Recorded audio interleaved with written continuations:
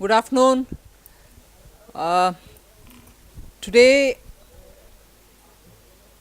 the media had covered, specifically the Indian Express had covered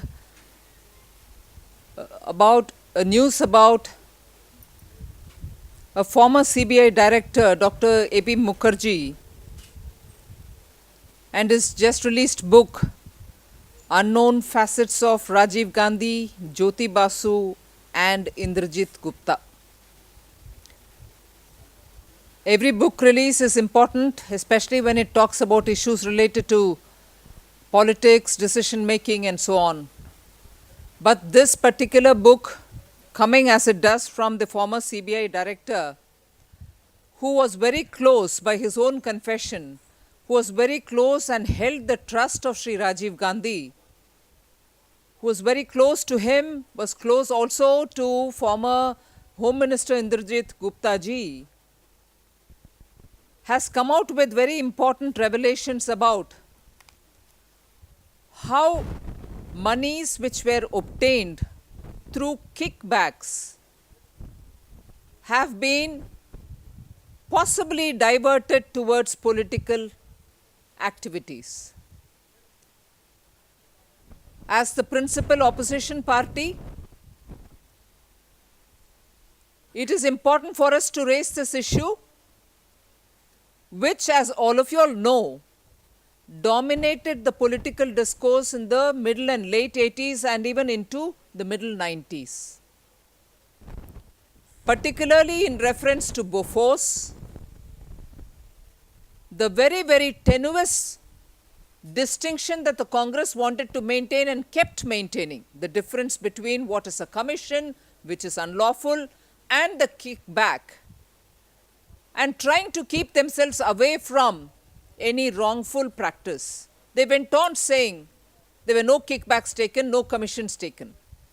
But this book has very clearly brought it out that indeed kickbacks were taken, and those kickbacks, in the detailed discussion that he held with the author of this book, Rajiv Gandhi ji had expressed the ways in which, whilst commission would be, taking of commissions would be, eliminated, kickbacks would go into some kind of a NGO and NGO related accounts, and from there perhaps get moved over to be spent as political parties' expenditures.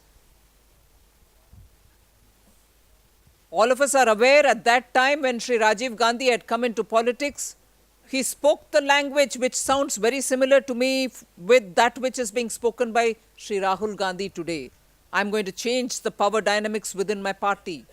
We are going to eliminate those political middlemen who have come to play a very powerful role in my party. So he said. He had also said, I'm going to cleanse the Congress party.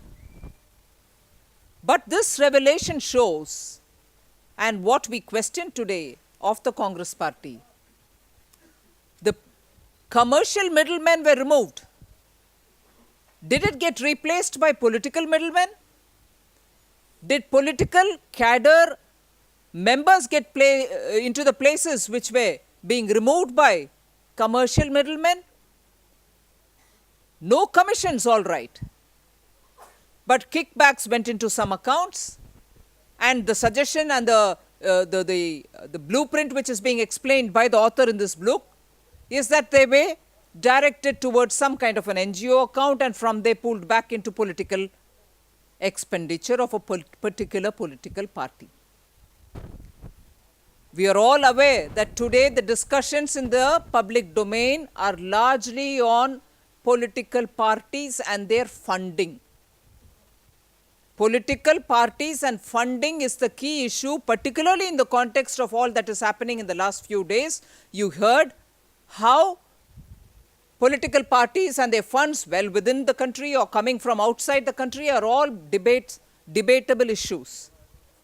And here through this book, timely that I would say, through this book we've understood the discussions which were held by the author of this book, who is no less than a former CBI director,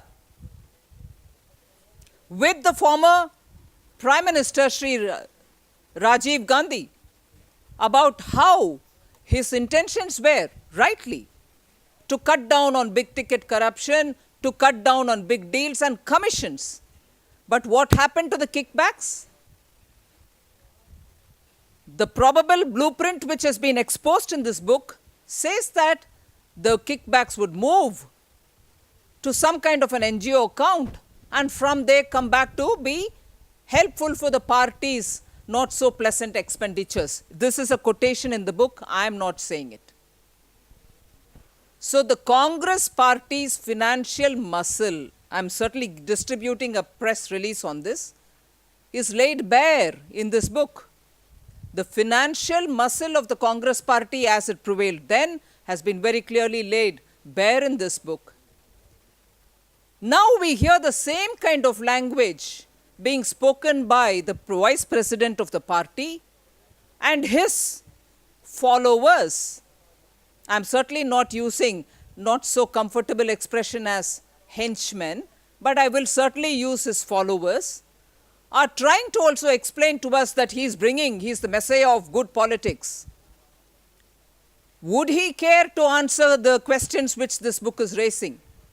Would he care to tell us, as the son of the eminent late Sri Rajiv Gandhi, as to where exactly that kickback proposal which was suggested by so many people, his well-wishers and advisors to Sri Rajiv Gandhi, was it taken seriously? Was it implemented? Did the Congress party divert the kickback funds to NGOs and then draw it back into their own political activities?